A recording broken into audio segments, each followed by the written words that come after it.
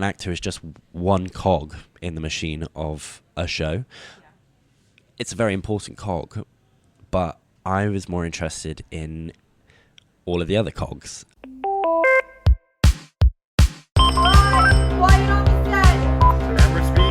Louise reporting for duty. Roll set. 5 minute countdown. Production take. Copy that. In today's episode, I'm joined by Ollie Bradstock, a producer assistant at the Old Vic Theatre in London. He's worked on some of the most exciting theatre productions, helping bring creative visions to life, and we'll be discussing what it is really like to assist in producing theatre, balancing logistics with creativity, and navigating a fast-paced world of stage production. If you're curious about what it takes to keep a show running smoothly, you'll want to stick around. So hi, Ollie. Hi, just to preface, I've actually only worked on one show. Not many, but thank you very much. That was a lovely intro. Well, yeah, no, I mean, you've worked in, for many shows, even before the Old Vic. So, Yes. It's not just about your current role anyway. We really want to focus on your career path and how you've ended up in that position that is really exciting and quite, I mean, you are very excited and very enthusiastic about everything you do. So, it's just to, how can I say, to sparkle ideas and bring curiosity and all of that. So, yeah. So how's it going? I'm really enjoying it, to be honest. I have to say, it still hasn't really settled in that I'm doing it. Yeah. Like you were saying, I've done a load of shows before, but a lot of them were just kind of in a field. The actors got changed in a tent, and the extent of their set was a couple of boxes. So it's been a bit of a big step up, definitely. But yeah, no, I'm really enjoying it. It's a lot of good fun. That's really good. What are you working on at the moment? So I just finished my current show, which was The Real Thing, played by Tom Stoppard. And then in the cast, it was James McArdle, Belle Powley, Susan Wokoma, and Oliver Johnstone. That's really good. Yeah, directed by Max Webster. And it was a really good show. I really enjoyed it, actually. It's not something that I'd kind of known about, but I think that's the good thing about the Old Vic, is that it's putting on plays that I'm not necessarily it's not something I would have gone to have seen before. Yeah. To be honest, but it just ends up being a very wonderful surprise, I suppose. Yeah. Yeah, no, it's really good, and I think the Old Vic puts on such a nice variation of shows that I'm really excited to kind of see what they've got coming up next. Yeah, no, absolutely. I mean, of course, the Old Vic is quite an emblematic theatre. It was built in the early 1800s, and, its story is also linked to, for instance, the National Theatre, where we're actually now. And, it was also home to the ENO, so the English National Opera, and the Sadler Wells Dance Company, and, people, very famous actors like Laurence Olivier and Judi Dench and Maggie Smith first made their names there.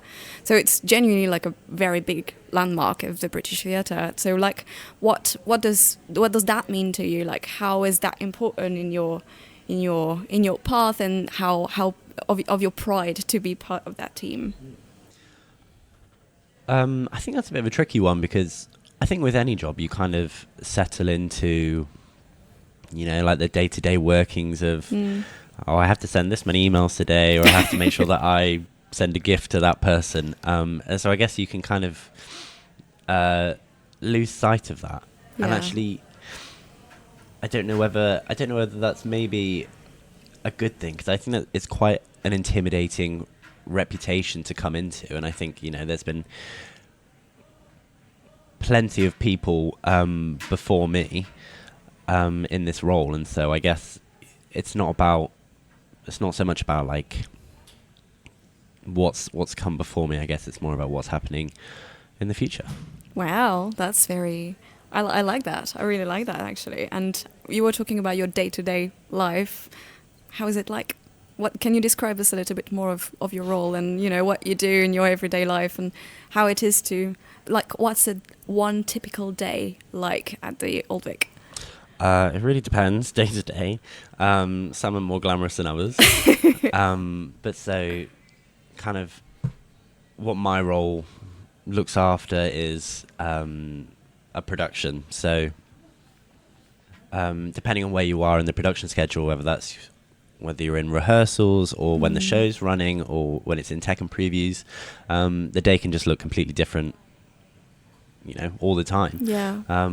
So yesterday, for instance, we were doing the clear out for the previous show, and that meant going around the dressing rooms, making sure that everybody has a kettle, everybody still has their fridge. The kettle, that's such a British thing to say. It's important. Yeah.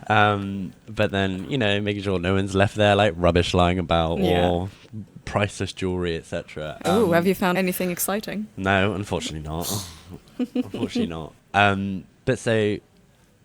Yeah, it's just a completely different day because you compare that to working on a press night and you're greeting Andrew Lloyd Webber or I don't know, Colin Morgan, etc. Like big names in the theatre, and so like it's a very very varied career, which is nice, I suppose, because you'll never get bored of what you do, I suppose, because it's so varied and because you can accompany a show from the very early stages until like the very end, and all shows are kind of different, so I suppose it's nice to have some kind of variety. Yeah, definitely.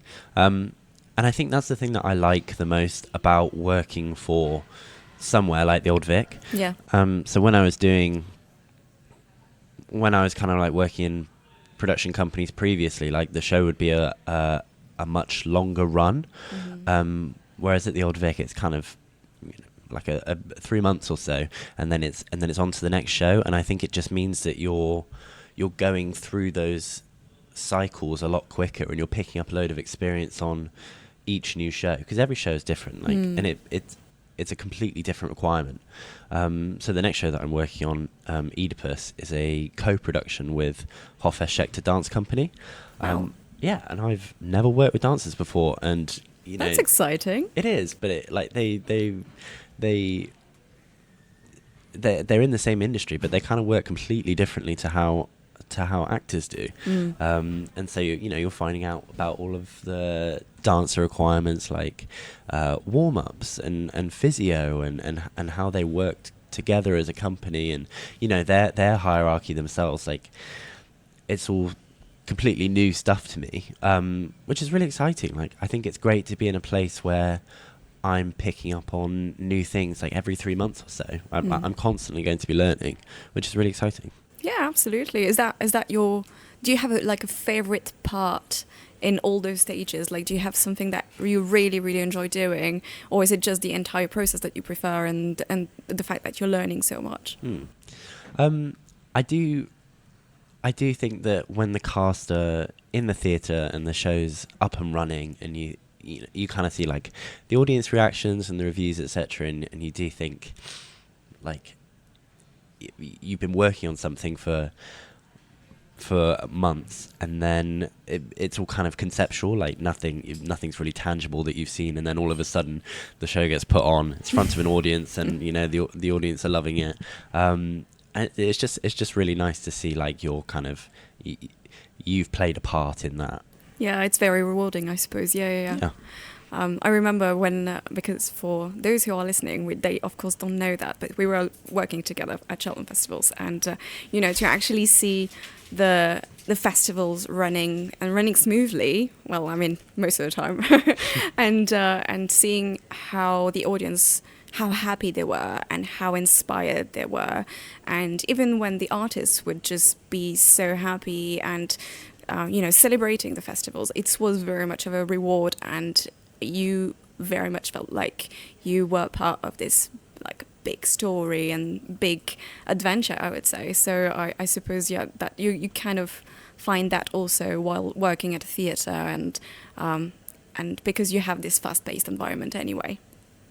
And actually talking about that, like as I mentioned, like you come from, I mean, your previous role was quite versatile and quite multidisciplinary, and actually it was not really linked to theatre. You carried on working on like theatre shows and so on the side, but and also just between brackets, actually, you didn't actually study event management and so on. You went like straight, like hands-on, and even if you've always loved theatre and even you've done some acting and so on, your last role was so diverse. Do you think that that's helped you to reach this point of your career where you're now? I think so, yeah. I do think that, for anyone that doesn't know me, I was the events operations assistant at Cheltenham Festivals, which surprisingly is actually quite a similar role to the one you have now. The one I have now, yeah. It was kind of a load of the whole artist-actor relationship, scheduling, sending out admin emails, etc., onboarding documents. But so it all had the same kind of processes. It was just working towards a different thing. And I really loved my time at Cheltenham Festivals. I did get a lot out of it. But I do think that it's just interesting that the jobs are so similar, and yet my kind of, I'm not sure what the word is that I'm looking for, like appreciation or passion, I guess. It really does change how you feel about a job. Yeah. It's having an interest in the stuff that you're working on, because I kind of always say you spend so much time in work that you have to enjoy what you're doing, and you have to be interested in the projects that you're working on. And so as much as I love a bit of admin. I do love a bit of admin. So as much as I love that, like I just wasn't getting the same kind of excitement. Yeah. Yeah. Exactly. Yeah, I wasn't getting the same kind of excitement with what I was working towards. Yeah, no, that makes sense. I mean, I remember when we were just like doing some kind of, oh, have you heard this? Have you heard this? And now you're actually doing this for me, and you're teaching me stuff about musicals and theatre and all that. And I think that's also just so rewarding to see you thrive and see you meeting, both your role and your passion, which is really nice, even if you are also super excited about all the festivals, I have to say. And we did have some kind of very like exciting moments, I suppose. So, but I think, yeah, it's the fact that you worked in a like broader or more like multidisciplinary I would say company brings you like maybe something like a broader perspective too, and has led you and prepared you anyway, because there are some cross skills anyway, so to reach that role that you really wanted. So yeah, and actually, talking about that, I mean, you're still quite young, but do you have an advice that you would give to your younger self, or something that you would do differently, for instance? Ooh. I can think of plenty of things to have done differently in my personal life, but professionally, I don't know. I think actually I'm really happy with the paths that I've taken.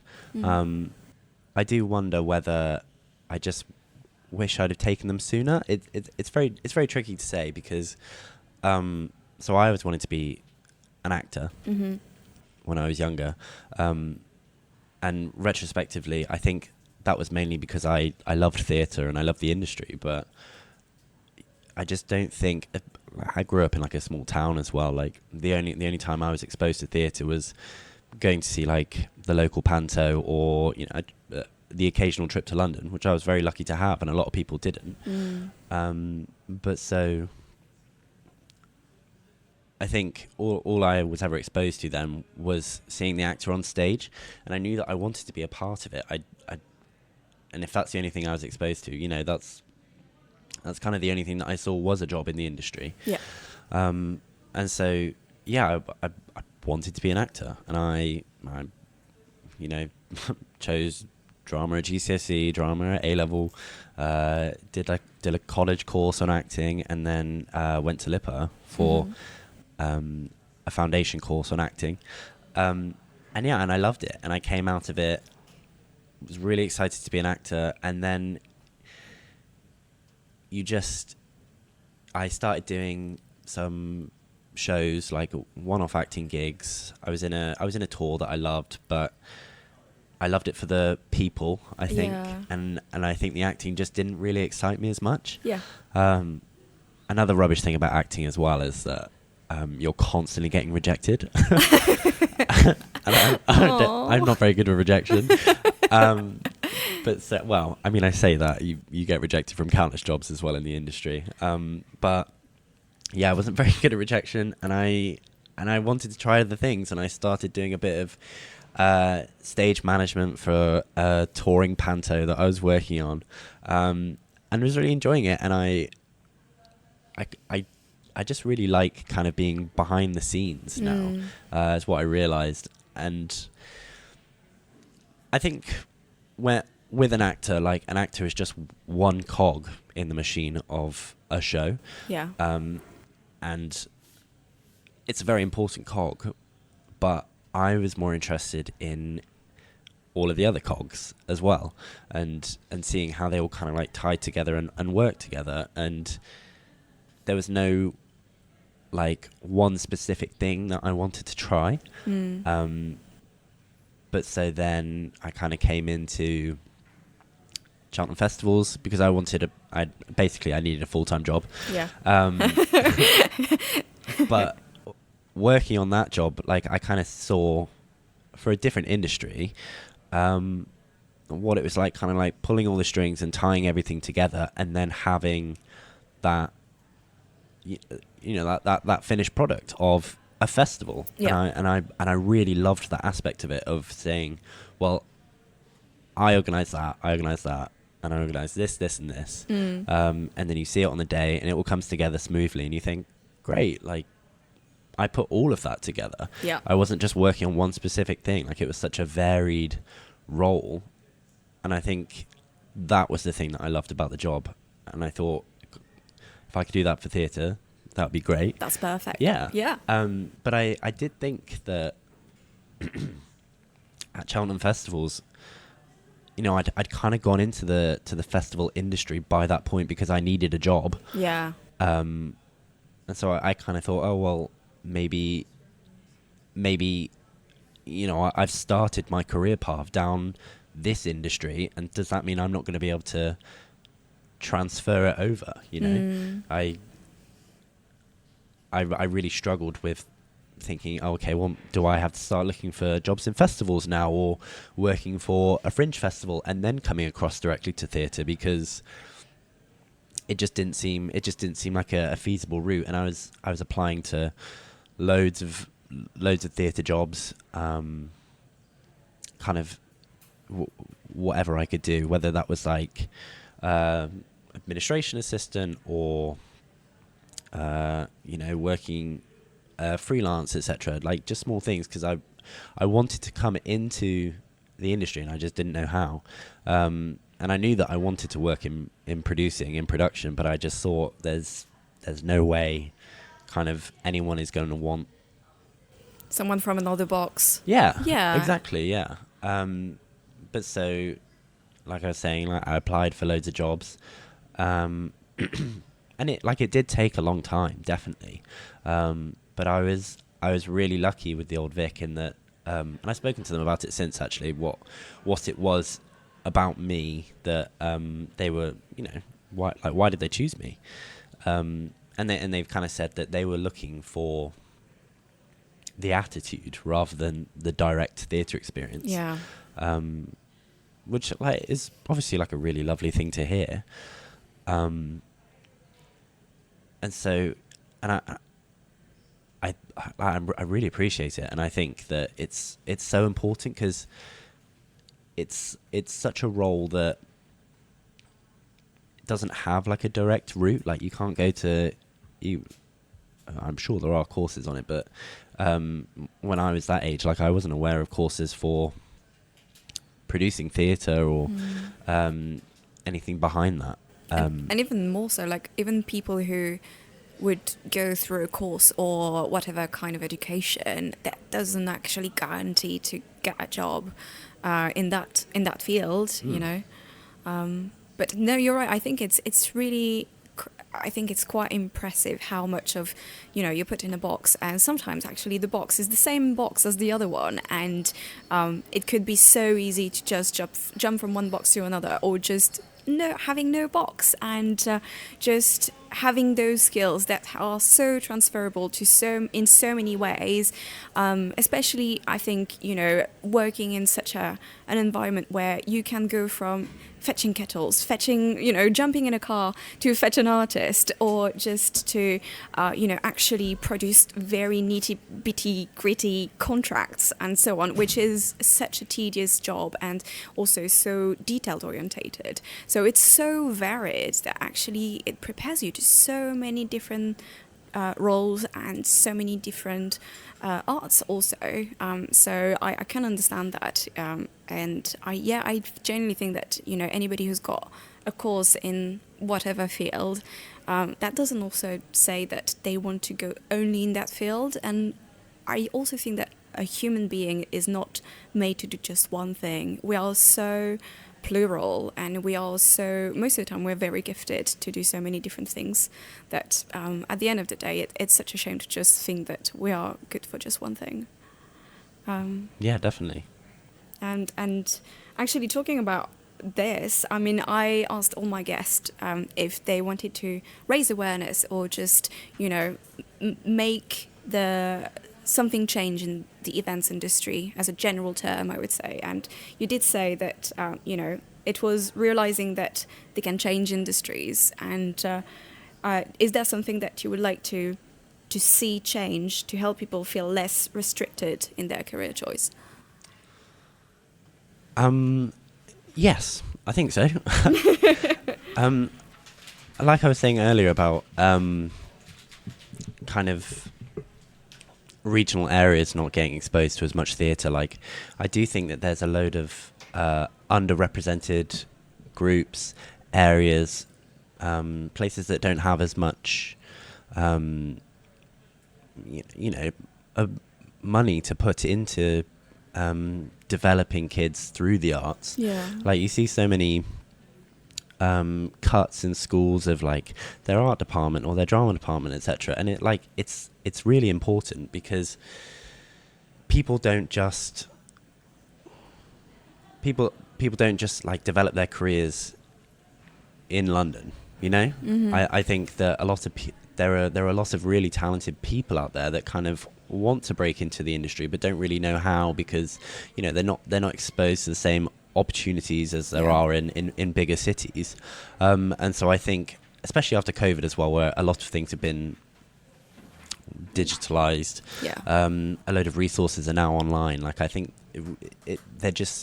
I think it would be great to keep pushing and exposing the next generation to theatre and the arts, etc., and showing them different paths as well. 100%. Because, you know, if it's really hard to break into the industry, and if you've got no one to speak to about it, then you're doing it on your own. You might not even know that some jobs exist. Like you said yourself, like because you were exposed to theatre, you wanted to be part of the theatre world, but actually, especially as, you know, as being young, you cannot guess that there are so many people behind the curtain. And I think it's important to raise awareness of like all the jobs behind that too. Yeah, definitely. So I think keep pushing it out to regional areas. Yeah, no, absolutely. Totally agree with that. And, you know, actually talking about, you know, challenges in the general world, also like in the events industry, it's also a lot of just troubleshooting.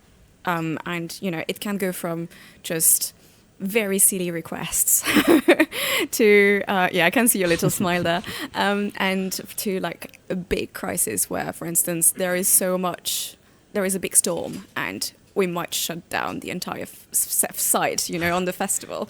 So, it can go from a very small thing to a very, very big thing. Like, and I wanted to know, what was your most memorable crisis, I would say, most memorable crisis that you've had to manage or that you've witnessed, I would say. Even if it's a tiny one. Oh, God. Anyone that's worked in festivals kind of knows that happens like on a daily basis. Oh God, there's too many. Yeah, there are. I can't choose for any. So I'll have a think. And just going back to your current role and how you would like to actually evolve, if you could produce or assist in producing any play or any musical in the world, what would that be? What is your dream musical to work on? Or play, anything. Dream musical or play? Yeah, that's also a tough question, isn't it? That is a tough question. Well, last Tuesday, I wanted to say, you told me about your favorite shows. So, would you like to work on those, or do you have new dreams? One show that I think would be really fun to do is Starlight Express. What's that? So it's a musical. Okay. About trains. Okay. And so all of the actors are on roller skates, and they're all in these like really kind of elaborate, flamboyant costumes. Mm-hmm. And so you've got like a steam engine or like a bullet train, etc., that kind of stuff.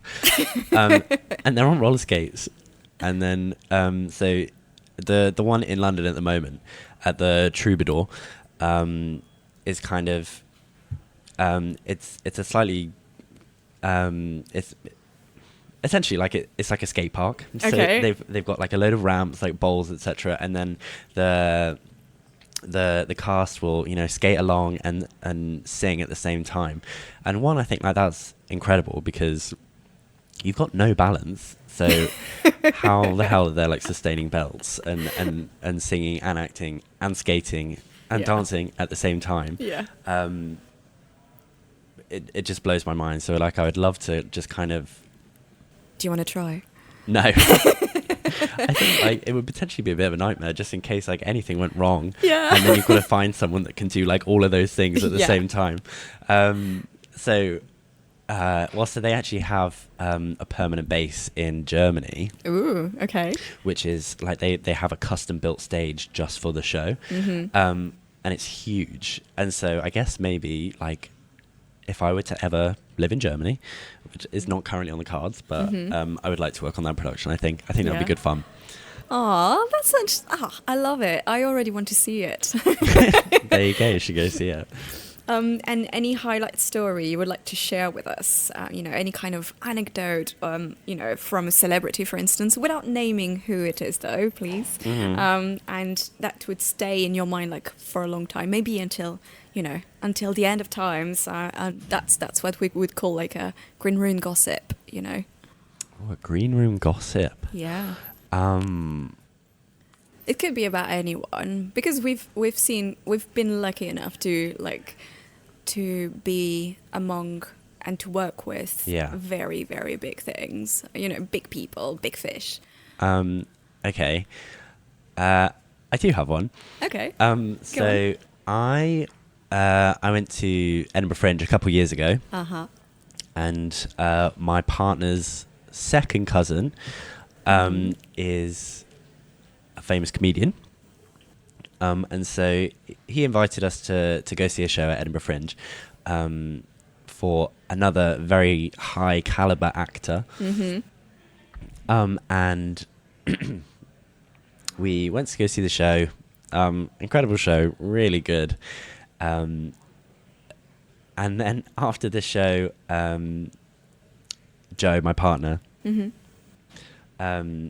his second cousin, the famous comedian, asked whether we wanted to lift back to the centre of town. And we said, oh, yeah, definitely. Yeah, sure. Okay. And he was like, okay, yeah, we're going to go, we'll get in the car, but we are going to be sharing it with the actor that you just saw, basically, who is like the world's national treasure. And so Gosh. and so we kind of all squeezed into the back of this taxi, me on one side, Joe in the middle, and then the national treasure like on the left. National treasure. With the comedian in the front. Mm-hmm. And yeah, we spent about a 20-minute car journey chatting along. He told us all about his routine for keeping fit. Is he fit? No comment. That involved something like 50 squats in the shower every night. Bloody hell. He's an older gentleman. Yeah.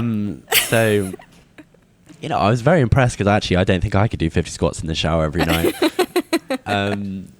But I think that's a good story because I think sometimes people forget that celebrities, you know, actors, artists, whatever, they are just like normal people too. Yeah. And I think it's such a good thing to have in the industry as well because you can't really be too starstruck with the people that you're working with, especially like when you're organizing events for them or putting on shows for them, because it's weird for them and it's weird for you. You know, you've got to go in and work with these people for like 3 or 4 months. So you kind of got to get over the fact that you just watched them on telly last night, you know? Yeah. But so, yeah. Oh, has that ever happened to you? Like watching someone on TV and then the next day you were, you know, just working with them? Yeah, definitely. Yeah. Happened with the last show. And I know you've just started, you know, your brand new role, and honestly, I'm just so happy to see you thrive so much, and you seem just so fulfilled in everything you do. But do you already think about maybe your next step in your career and what role in the theatre or not actually would you like to try next? Or maybe it's just a bit too soon. No, to be honest with you, you know, like I was saying, like this is a career path that I hadn't even considered like 3 or 4 years ago. So I'm still figuring it out. Yeah. But like from like very, very base kind of understanding of, you know, the rest of the jobs that are out there, I do think that I would just love to like run my own space. I think it'd be really interesting to kind of be an artistic director of a producing house, because then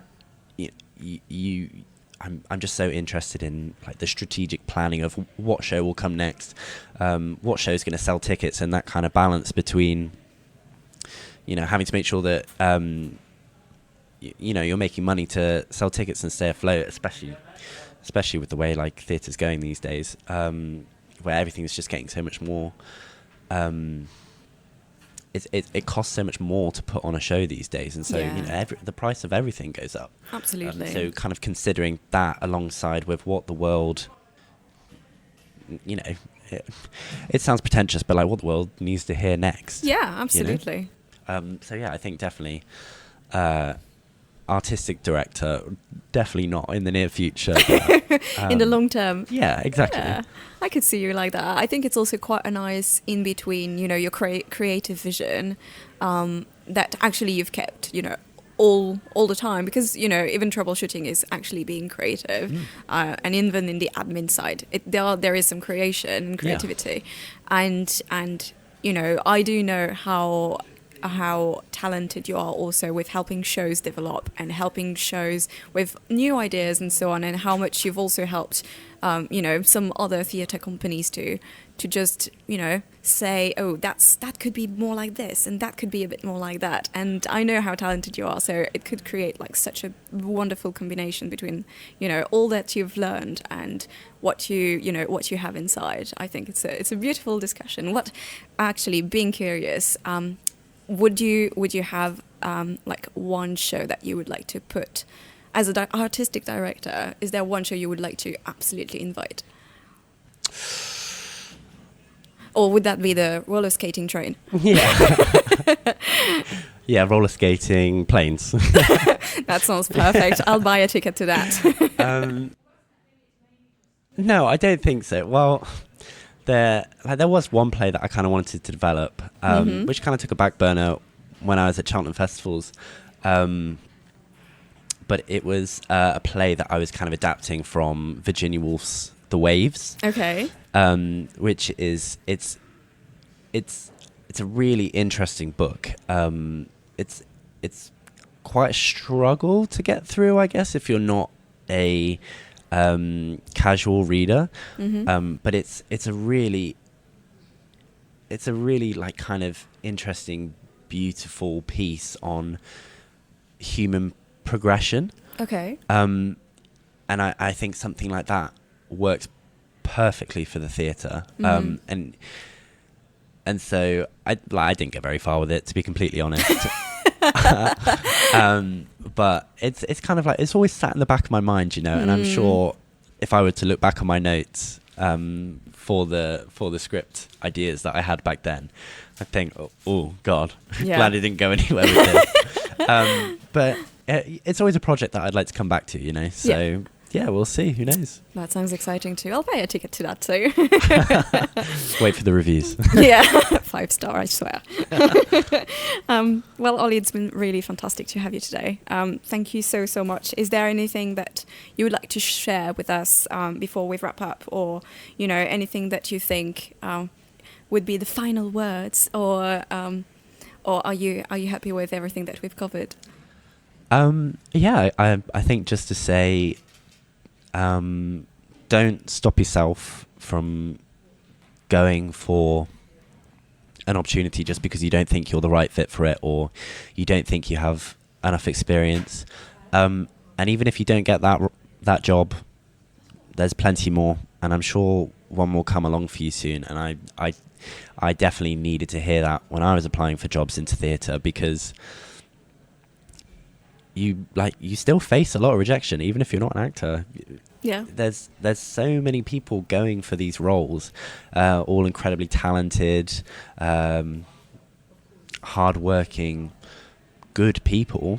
And so you're having to compete against them. But just because you weren't the right fit for one place, and again, like, people say this all the time, and it's so pretentious, but even if you're not the right fit for one place, there is going to be somewhere for you. So just keep trying. Keep trying. Keep swimming. Yeah, exactly. I love that. Thank you so much, Ollie, and thank you so much for joining us today. I will definitely put all your pictures and all your adventures on our social media, and I hope that we'll meet you soon again, maybe for next season. Does it have to go on my social media? Absolutely. I came out from being an actor because of stage fright as well. So, it's fine. The stage is very, okay, very quiet. Maybe it could be a silhouette. Yeah, let's do that.